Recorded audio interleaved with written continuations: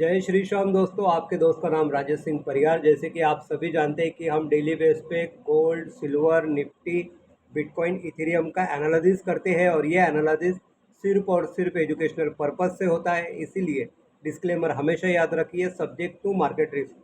तो सबसे पहले कल मार्केट में क्या हुआ था ये देख लेते हैं। जैसे कि कल 2 जून 2026 था।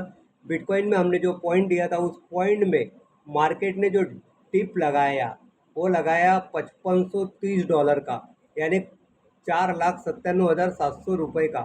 इथेरियम में जो मार्केट ने मूवमेंट की $150 की, सिल्वर में $3 की और निफ्टी में $327 की यानी कि 29,430 रुपये की, और गोल्ड में $78 की यानी कि 7,020 रुपये की।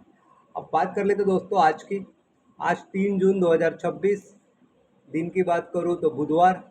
बिटकॉइन के अंदर 67,242 का पॉइंट निकलता है। इथेरियम के अंदर 1883 का पॉइंट निकलता है। सिल्वर के अंदर 75 का पॉइंट निकलता है। निफ्टी के अंदर 23,452 का पॉइंट निकलता है और गोल्ड के अंदर 4493 का पॉइंट निकलता है। और DXY यानी कि डॉलर इंडेक्स के अंदर 99.20 का पॉइंट निकलता है। हमेशा की तरह मार्केट जब इस पॉइंट पे आएगा तो ही एंट्री करनी है, अदरवाइज एंट्री नहीं करनी है, वेट एंड वॉच करना है। जब भी मार्केट इस पॉइंट पे आके क्लोजिंग ऊपर की तरफ देगा तो आपको बाय में बैठना है, और मार्केट इस पॉइंट पे आके अगर नीचे की तरफ क्लोजिंग देता है तो आपको सेल में बैठना है।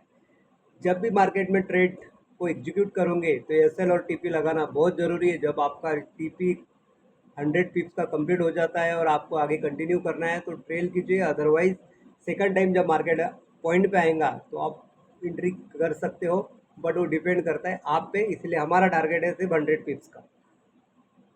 तो दोस्तों आपको जो पॉइंट दिए गए उसके पीछे जो बेस है, वो पहला बेस जो है आपका सेंटीमेंट।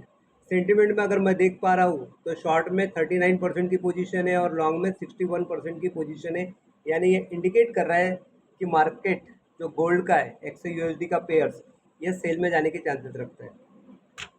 बात करते हैं स्ट्रेंथ मीटर की, तो आप देख पा रहे हो US डॉलर बहुत स्ट्रांग है, यानी 100% स्ट्रांग है। यानी इसके जितने भी पेयर्स होंगे ये सारे वीक होने वाले हैं, यानी कि ऑब्वियसली गोल्ड भी वीक होगा।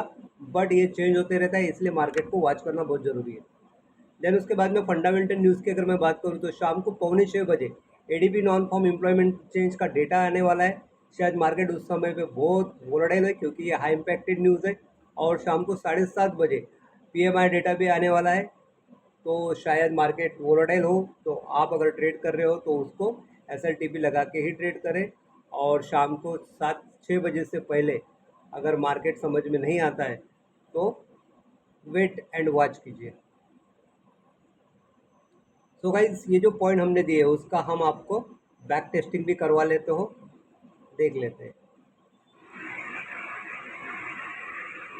पॉइंट के हिसाब से। Thank you so much friends, have a nice day. जय श्री श्याम।